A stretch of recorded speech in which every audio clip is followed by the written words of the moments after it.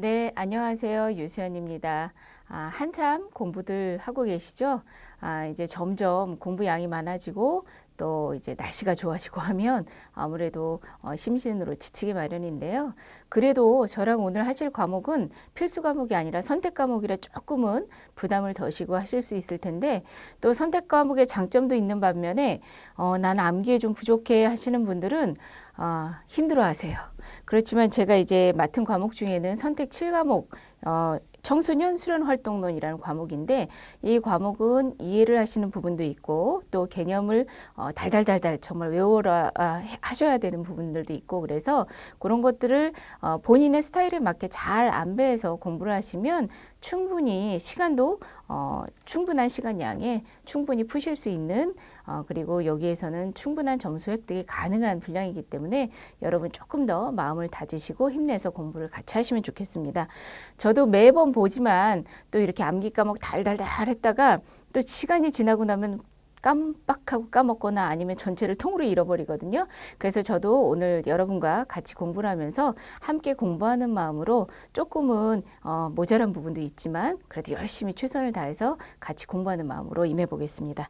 자, 책을 펴시고요. 저 같은 경우에는 그냥 선택 과목 같은 경우는 사실 책 자르면 안 돼 그러셨는데 이제 그냥 손에 들고 익숙하게 다니기 위해서 이렇게 책을 좀 분량을 얇게 잘랐어요. 쪼갰죠. 그래서 여러분들도 책이 아깝다 생각하시지만 사실 시험에 먼저 합격하시는 게 목적이기 때문에 시간을 조금 쪼개서 내가 이런 것들을 계속해서 좀 지속적으로 암기를 해야겠다 하시는 분들은 저처럼 과감하게 책을 절제하셔갖고 묶어서 좀 시간 날 때마다 보시면 도움이 될 것 같습니다. 흉보지 마세요.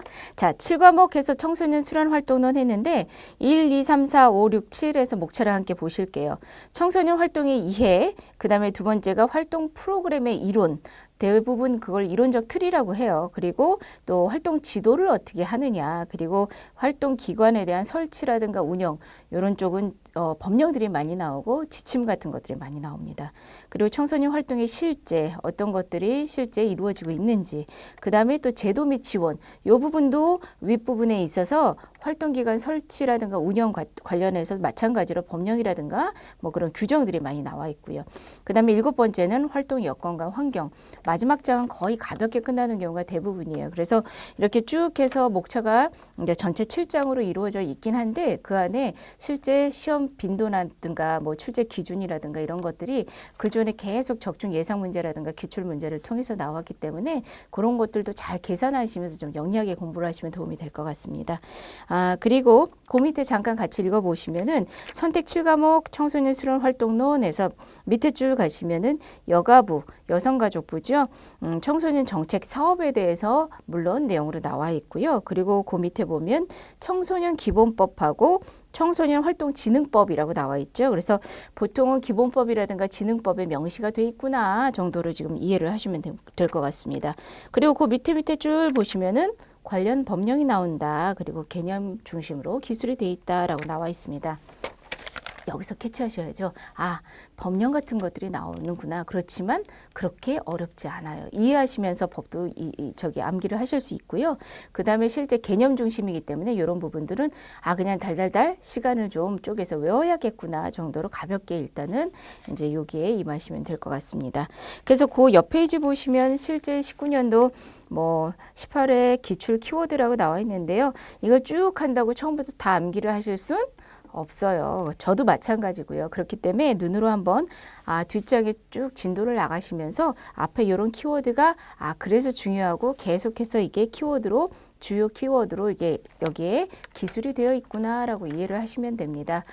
저는 책을 집중해서 여러분하고 같이 공부한 마음으로 이제 임할 테니까 사실 제가 이제 칠판에다가 쭉 해서 서필을 하는 부분도 있지만 그런 것들은 같이 노트에 받아 적으시고요. 실질적으로 공부를 그냥 이 책 안에다 다 한다고 생각을 하시면 좋을 것 같아요. 교재 안에서 다 소화하겠다 생각을 하시고요. 한쪽에는 볼펜이나 연필, 그리고 한쪽에는 우리 형광펜이라고 그러죠. 밑줄 칠 수 있는 그런 펜들을 오늘 아니면 이거 끝나고 한번 준비하셔서 앞으로 저와 공부하시면서 계속 같은 마음으로 줄을 그어가면서 집중해서 공부를 하셨으면 좋겠습니다. 자, 한번 진도를 나가볼까요? 저랑 진도를 나가시면서요. 진도에도 장마다 뭐 꼭꼭 그 장까지 공부해야겠다 이런 마음보다 시간이 할애하는 만큼 편안하게 진도를 나가시면서 그 안에 시간 안에 다 진도를 나갈 테니까 너무 걱정하지 마시고요.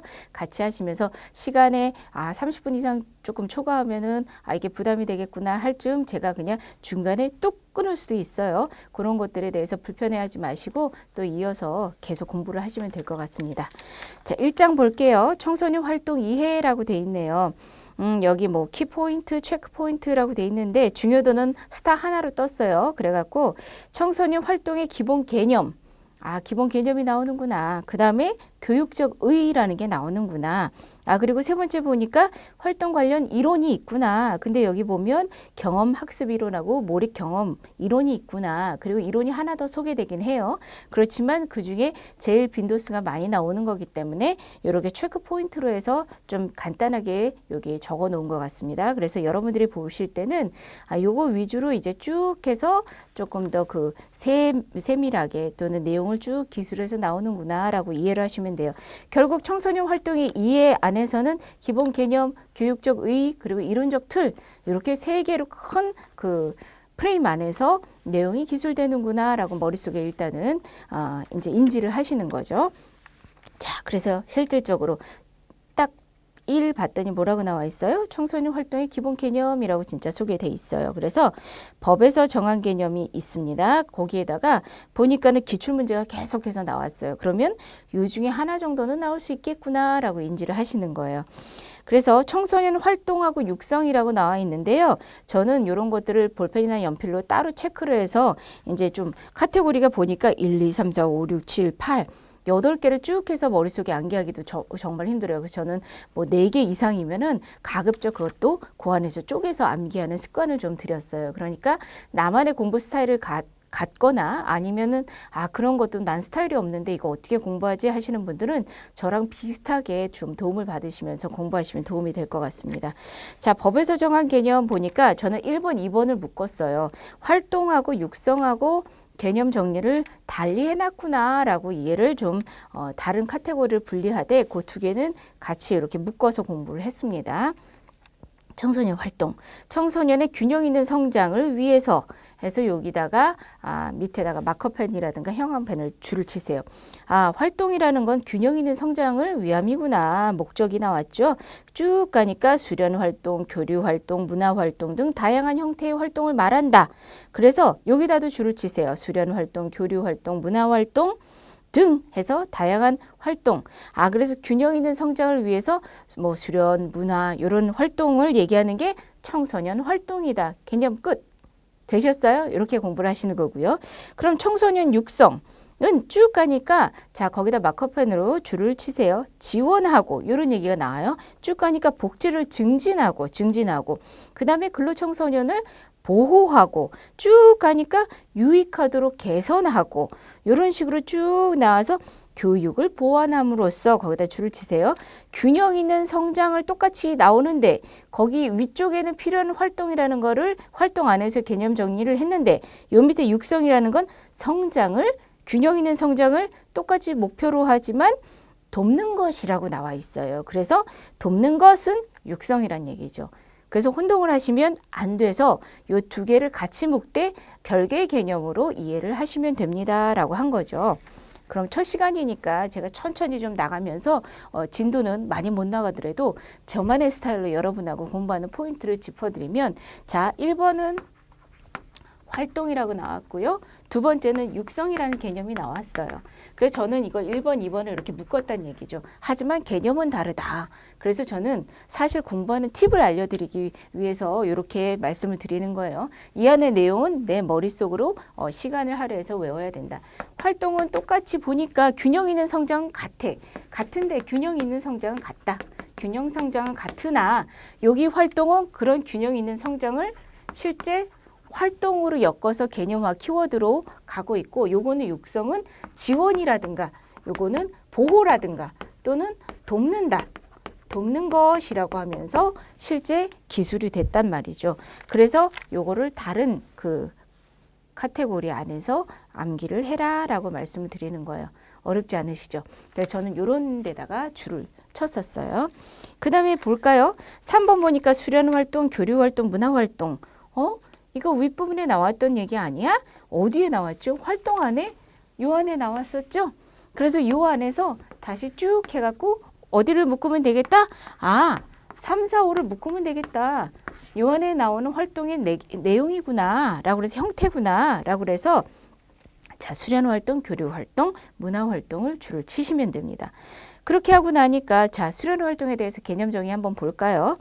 자발적으로 참여해서 쭉 보니까 필요한 기량과 품성을 함양하는 교육적인 활동이 수련활동인데 누구와 함께? 지도자와 함께 뭐를? 수련거리에 참여해서 보통 수련거리는 프로그램 같은 것들을 얘기한다라고 이해하시면 돼요.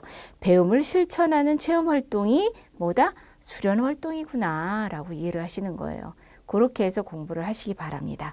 그러면 청소년 수련활동은 내가 자발적으로 참여를 하되 교육적인 활동인데 지도자와 함께 하는 거구나.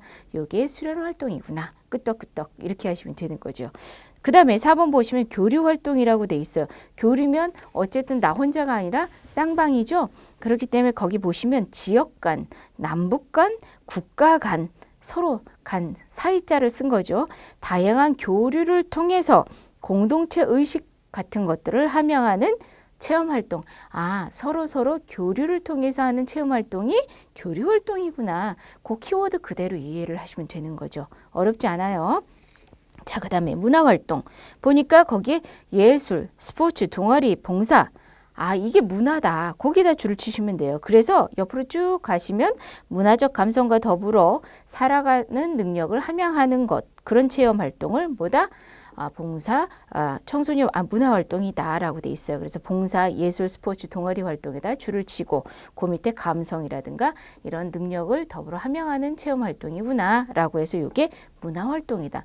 이렇게 문화활동이라든가 교류활동, 수련활동 이런 것들을 뭐라고 한다? 청소년 활동이라고 한다. 이해되셨어요? 그 다음에 하나 그냥 따로 또 개념으로 공부를 하시는 거예요. 청소년 수련거리. 아까 제가 말씀 잠깐 드렸죠? 필요한 프로그램 같은 것들을 수련거리라고 한다라고 했어요. 우리 왜 이야기거리 하면은 거기에 있는 우리 거리라고 하죠. 그런 개념으로 이해를 하시면 될 것 같아요. 그리고 필요한 프로그램과 옆에 보니까 관련되는 이와 관련된 사업을 수련거리라고 하는구나 라고 해서 그 안에 포괄적으로 이해를 하시면 될 것 같습니다. 자, 그 다음에 7번, 8번 또 묶으셔야겠네요. 그렇죠? 숙박형 청소년 수련 활동이 있고 비숙박형. 그럼 어디에 줄을 치실까요? 숙박 동그라미, 비숙박 동그라미 또는 거기에다가 줄을 치시면 되는 겁니다. 자, 숙박하면 잠자는 거죠. 비숙박하면 잠 안 자는 거예요. 쉽게 생각하면. 그래서 거기 보시면은 19세 미만의 청소년 했어요. 이 대상이 된다. 그렇게 줄을 치시고 자신의 주거지에서 떠나서 어디에 청소년 수련시설 또는 그 외 다른 장소에서 숙박하거나 야영하거나 여기까지. 그래서 쭉 가시면 이동하면서 숙박, 야영하는 청소년 수련 활동까지도 뭐라 한다? 숙박형 청소년 활동이라고 한다라고 돼 있어요. 이해되셨죠? 거기까지.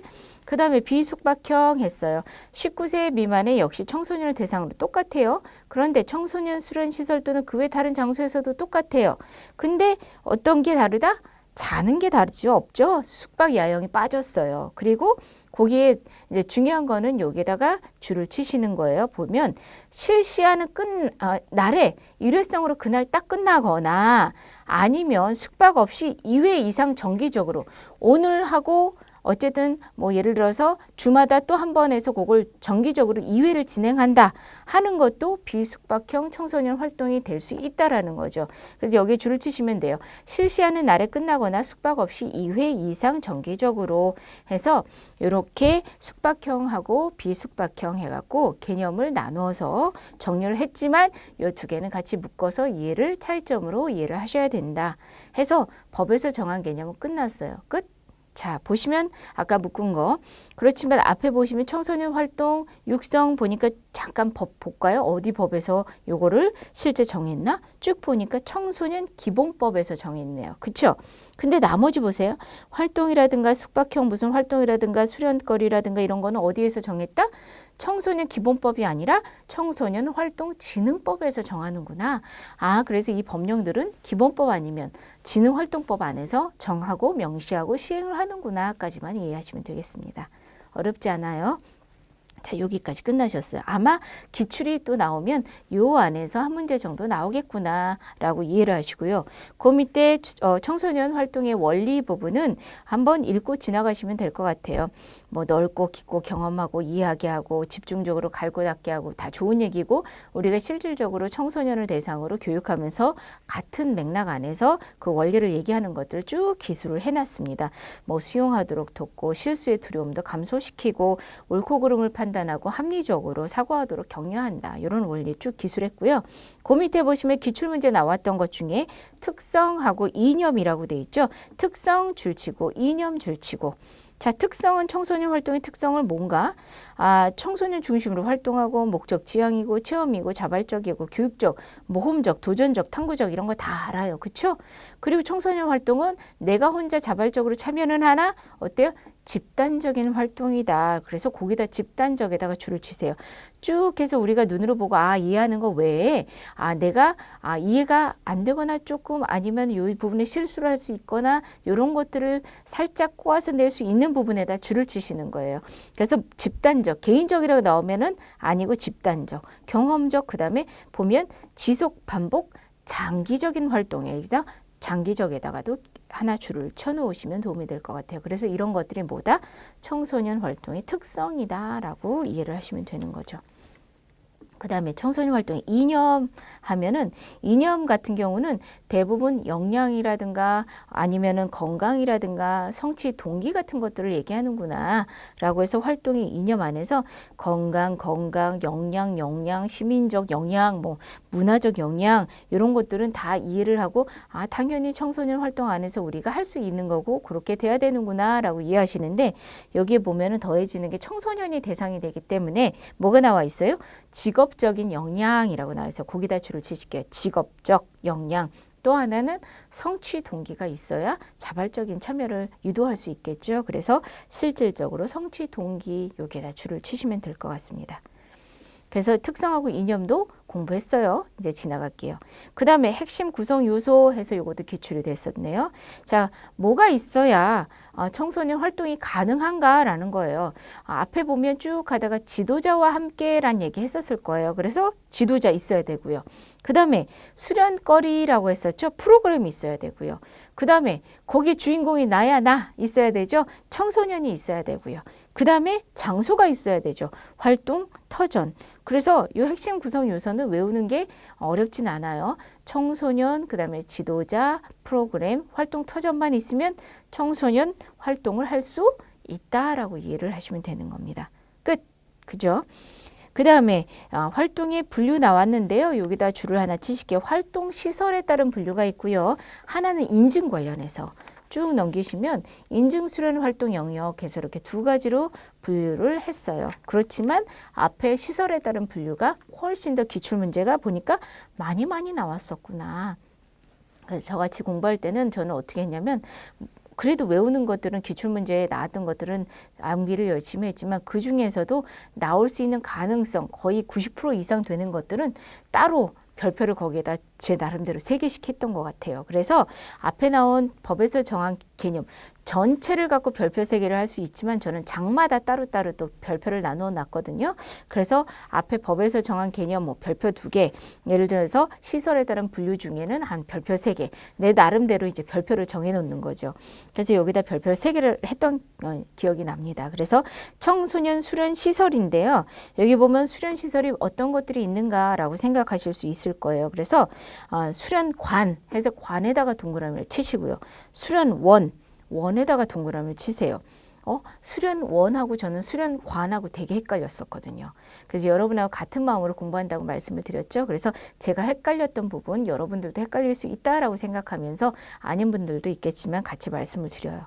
그리고 나머지 문화의 집, 특화시설, 야영장, 유수 호스텔 이런 거는 청소년 수련시설이구나 해서 이 안에 카테고리에 머릿속에 같이 넣으셔야 돼요.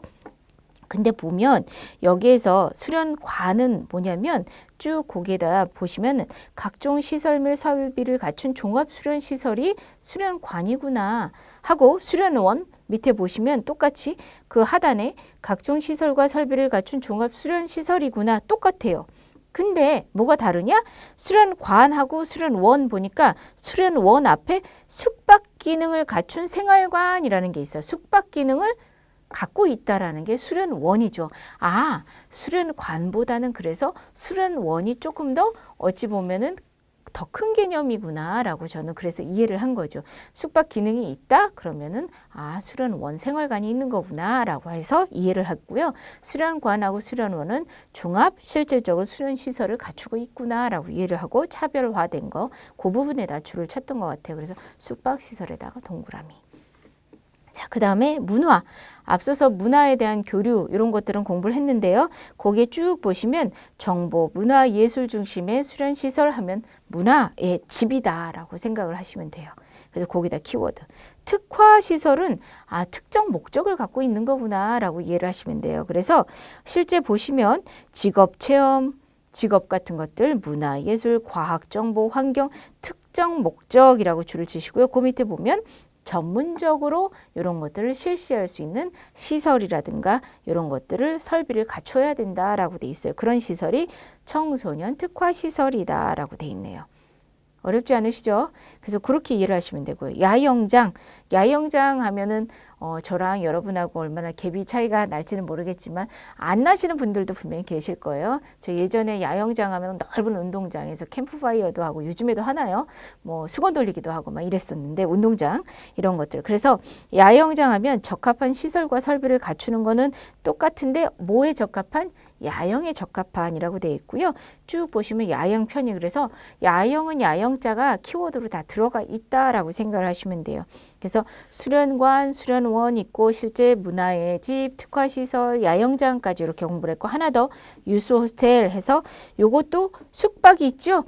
수련원하고 똑같이 숙박 기능이 있어요. 유수 호스텔. 그래서 체류에 적합한 그 대신에 여기 키워드는 유수 호스텔은 더 많이 나오는 게 뭐냐면 부대와 편익시설 같은 거, 편익시설을 갖추고 있고, 그래서 왜 대강당, 뭐 소강당, 또 하다못해 그 안에 뭐 편의점 이런 것들도 갖추고 있고, 이런 것들에 통해서 우리가 제공할 수 있는 어떤 영역들에 대해서 정의를 해놨다라고 그래서 하나, 둘, 셋, 넷, 다섯, 6개구나 이렇게 수련시설은 6개구나라고 해서 앞에다 번호를 다셔도 되고 아니면은 그 키워드 개념화해서 같이 연결해서 공부를 하시면 될 것 같아요.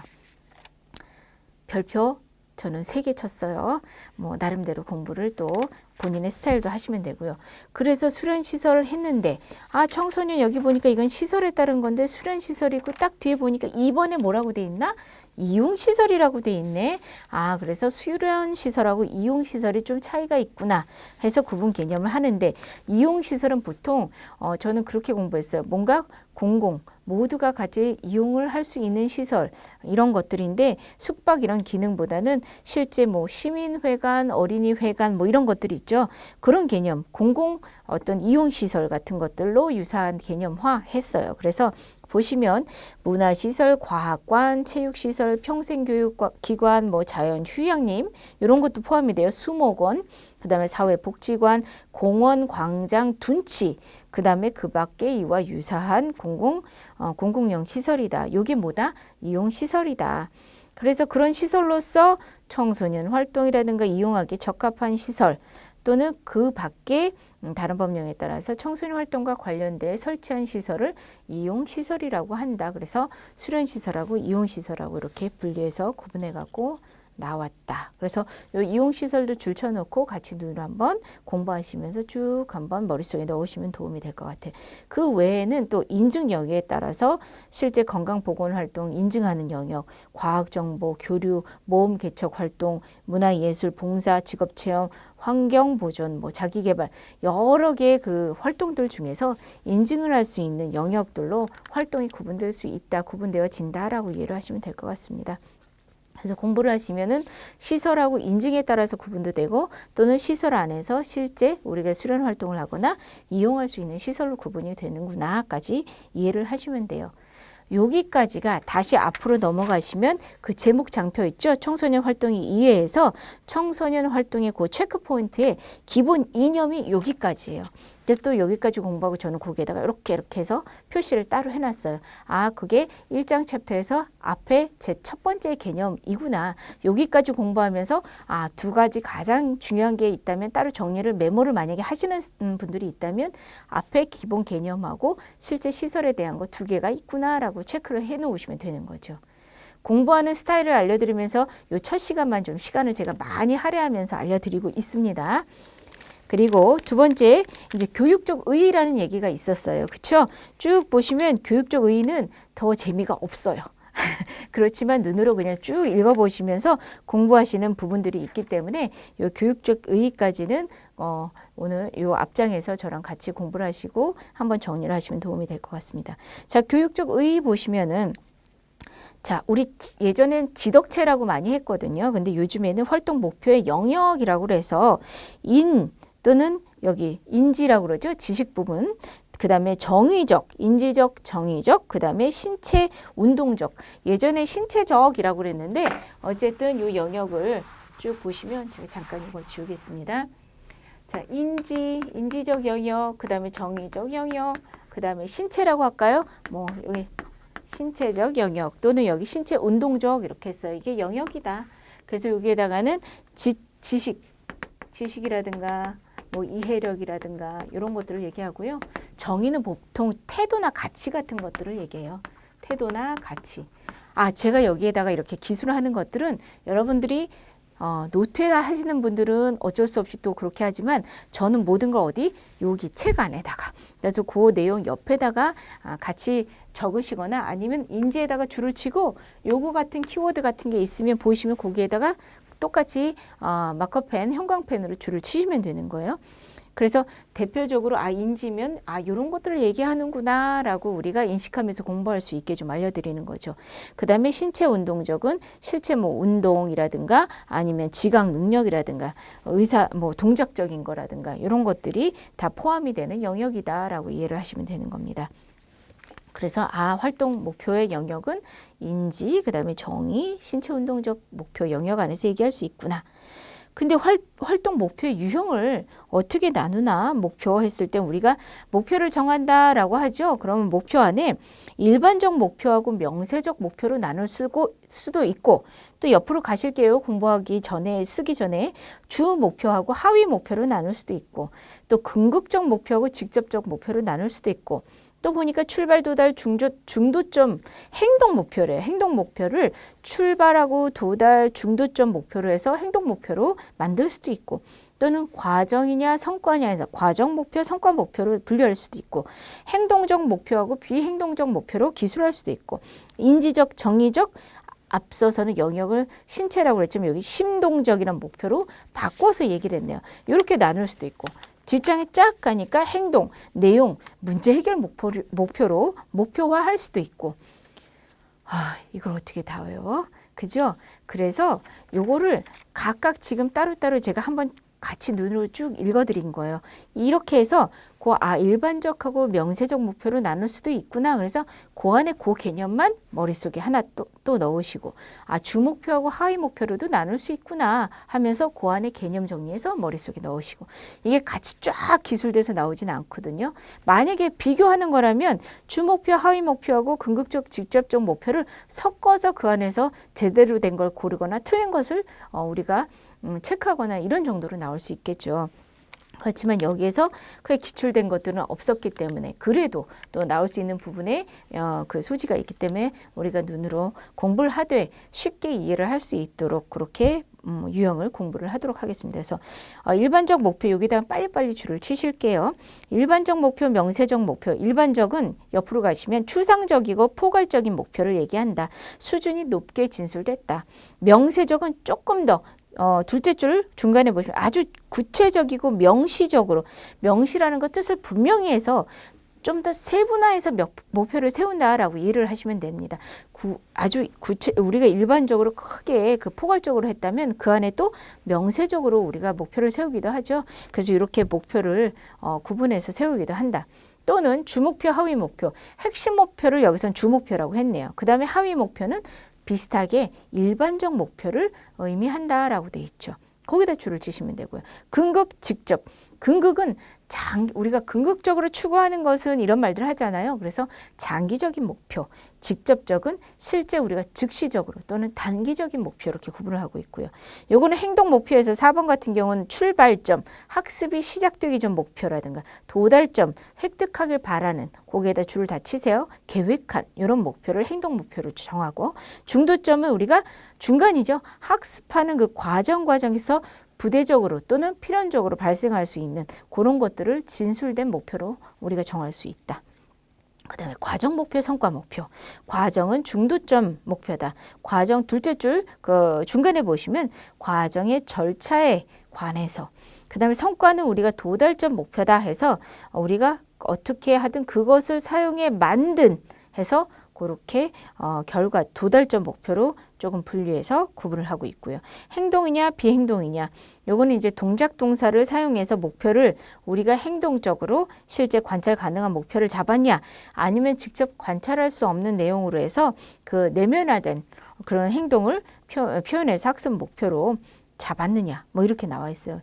인지적인 거는 지적이라든가 지식이라든가 사고, 정의는 실제 흥미, 태도, 가치, 그렇죠? 심동적은 근육을 움직이는 동작이라든가 행동에 변화해서 목표를 잡는 것들을 얘기를 하고 있습니다.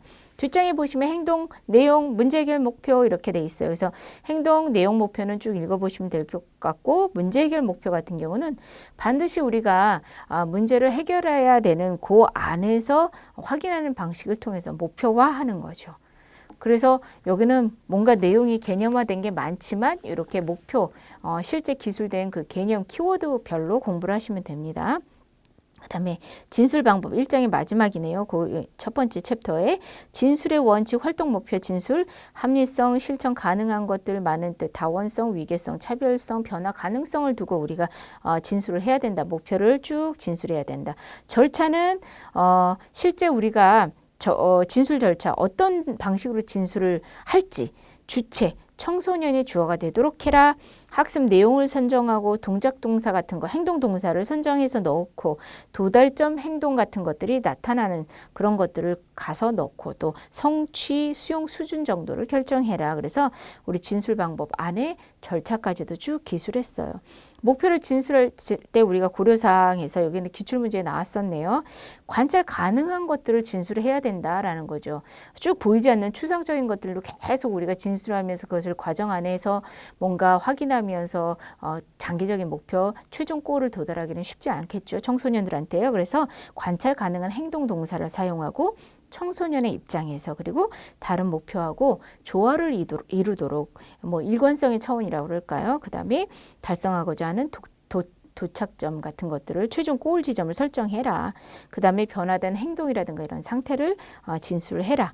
그리고 비읍번에 보시면은 과정이나 실제 활동 중심으로 진술하는 오류를 피하고 하고 그 반대되는 내용에 저는 이렇게 슬래시를 했거든요. 예를 들면은 이렇게 피하고 학습이 끝났을 때 기대되는 행동으로 우리가 앞에서는 계속 과정을 중시하고 과정 목표도 설정하고 이랬지만 실제 목표 진술에서 고려할 때는 학습이 끝날 때 기대되는 그런 변화에 대한 것들을 더 중점적으로 해라라는 얘기예요. 그리고 15번에 목표는 학습 후에 나타나는 학습의 결과로 역시 진술돼야 된다 하고 그 밑에 보시면 이해한다, 안다라는 암시적인 동사보다는 거기에다 또 슬러시 하고요. 비교한다, 계산한다 등과 같이 직접 관찰을 통해서 우리가 가능한 거, 실현 가능한 명시적인 구체적인 동사로 진술을 해라라고 해서 목표 진술의 고려 사항까지 해갖고 얘기를 하고 있습니다. 자, 챕터 일부분에서는 지금 저와 같이 공부를 했지만 개념, 기본 개념하고 시설이라든가 아니면 뭐 예를 들어서 이용이라든가 인증 절차에 따른 분류하고 그 다음에 실제 목표를 세울 때 어떻게 우리가 목표의 영역을 구분해야 되는가 해서 교육적 의의 안에서 얘기를 하고 그 다음에 마지막에 진술 방법에 대해서 우리가 어떻게 고려사항에서 목표를 세울 때 진술을 이런 식으로 해놓아야 나중에 우리가 변화된 어떤 그런 행동이라든가 우리 자신을 발견할 수 있는 그런 지점까지 어쨌든 쭉 기술 내용 안에 담아서 공부를 해봤습니다. 어렵진 않았어요. 단지 어떻게 공부하는 방법, 팁을 가져갈 것인가. 그 다음에 첫 시간이기 때문에 여러분들이 제일 중요한 건 내가 시간을 할애해서 쉽게 접근하면서 나의 스타일로 공부할 수 있게 이걸 딱 해놔야지 뭔가 굉장히 큰 틀 안에서 오늘도 보고 내일도 보고 계속해서 시간을 쪼개서 여기 집중해야겠다. 그러면 사실 쉽지 않죠. 그래서 짬짬이 그 다음에 시간을 중간중간 내가 편한 시간 내서 할애할 수 있게 그 다음에 나만의 스타일로 책을 찢던 거기에 낙서를 하던 아니면 되도록 예쁘게 갖추고 하면 더 좋지만 내가 소화할 수 있는 것들을 충분히 활용하시면서 저와 계속해서 앞으로 또 진도를 나가보도록 할게요. 오늘은 여기까지 공부를 하겠습니다. 감사합니다.